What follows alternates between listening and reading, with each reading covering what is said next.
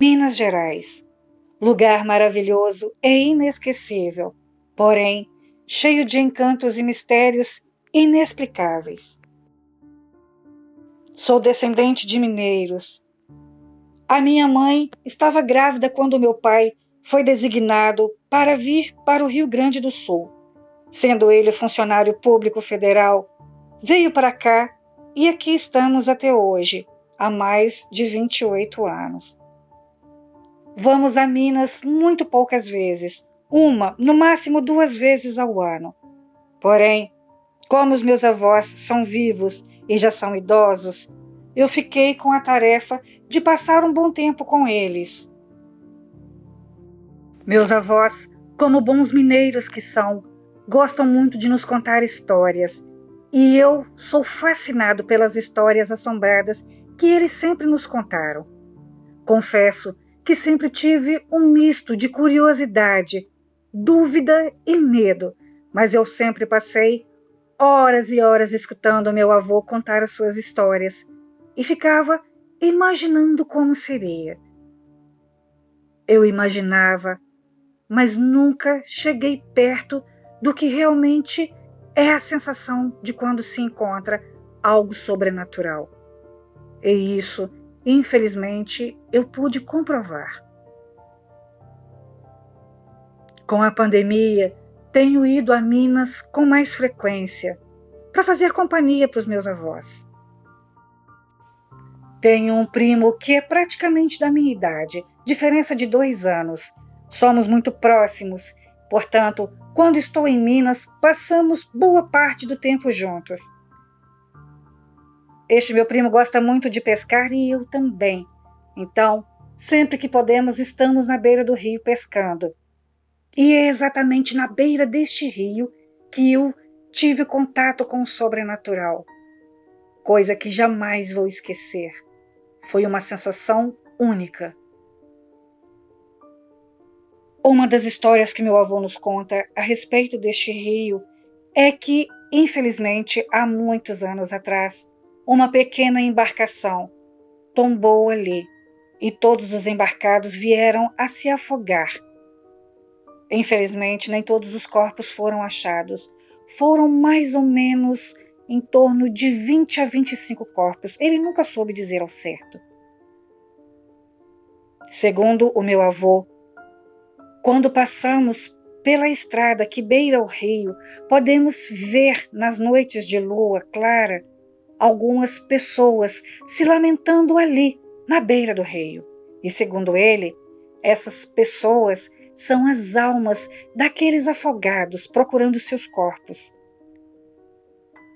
Eu não quero dizer que eu estava duvidando da palavra do meu avô, mas eu ficava um tanto intrigado, porque como assim pessoas que faleceram há muitos e muitos anos atrás ainda permanecem à beira do rio procurando seus corpos e lamentando?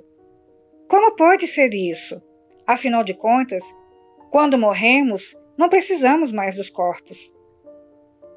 Eu nunca questionei nada, nunca quis fazer entender o meu avô que eu estava duvidando de sua palavra.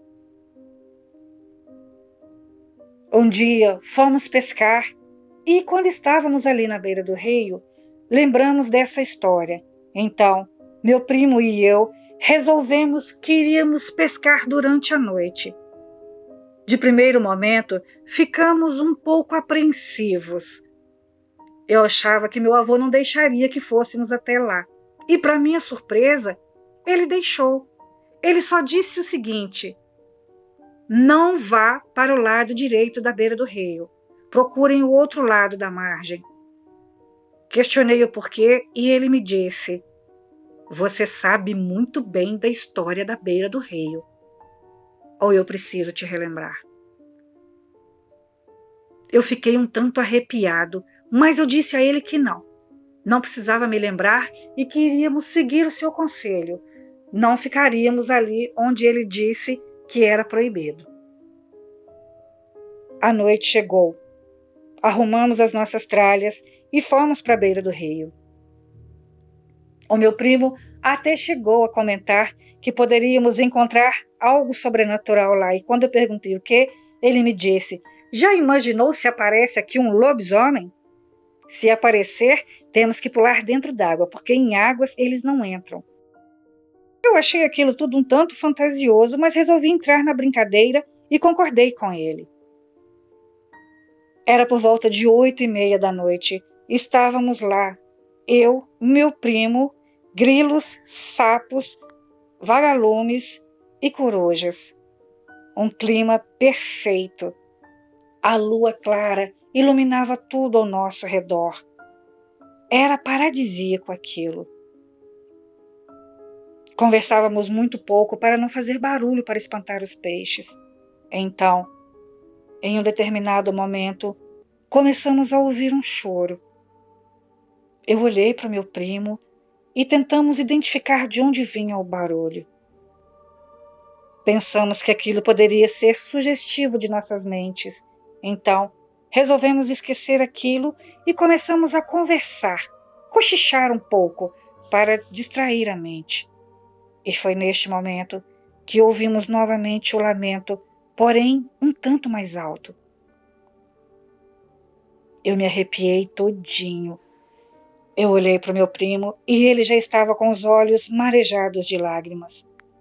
Falando assim, parece engraçado, mas não é. Não tem graça nenhuma. Olhamos para o outro lado da margem do rio e lá estavam pessoas vestidas de branco. De primeiro momento, eu quis entender que aqueles eram pessoas de alguma religião afrodescendente que estavam fazendo algum tipo de trabalho ali na beira do rio, pois estavam todos vestidos de branco. E o meu primo disse que não eram. Aquela não era uma boa noite para se pescar. Não era um bom momento de estarmos ali.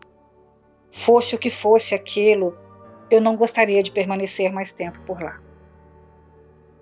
O meu primo me disse que era para sairmos de cabeça baixa, sem fazer barulho, sem correr, sem estardalhaço nenhum. Apenas sair com cuidado e respeito. E assim fizemos. Juntamos as nossas coisas e fomos saindo de onde estávamos. Aparentemente, não precisaríamos passar perto daquelas pessoas. Fizemos o nosso caminho e quando chegamos na saída da estrada, onde dava para o caminho da casa do meu avô, encontramos ali mais pessoas. Ouvimos lamentos, choros, gemidos terríveis. Meu Deus, como eu gostaria de saber que aquilo era apenas um pesadelo e que eu acordaria a qualquer momento, seguro, na casa de meu avô. Mas não era um pesadelo, não. Aquilo realmente estava acontecendo. Eu fiquei estático. Parece que o sangue fugiu de minhas veias. Era tão triste ver aquilo. Os lamentos doíam na minha alma. Aqueles choros de crianças e mulheres e lamentos de alguns homens me cortavam o coração. Eu não tenho vergonha nenhuma em dizer a vocês que eu chorei naquele momento e não foi de medo, não. Foi de muita tristeza. A angústia deles invadiu o meu ser. Parece que eu estava ali, revivendo toda aquela cena. Cena que eu nunca vi na minha vida. Foi muito triste estar ali. Ficamos por alguns momentos. O meu primo sugeriu que fizéssemos uma oração por eles e fizemos. Fizemos a oração do Pai Nosso e 3 Ave-Marias. Viramos as costas e fomos embora. E ainda quando estávamos no caminho, já uma boa distância, podíamos ver ao longe o clarão daquelas roupas e o lamento daquelas almas perdidas.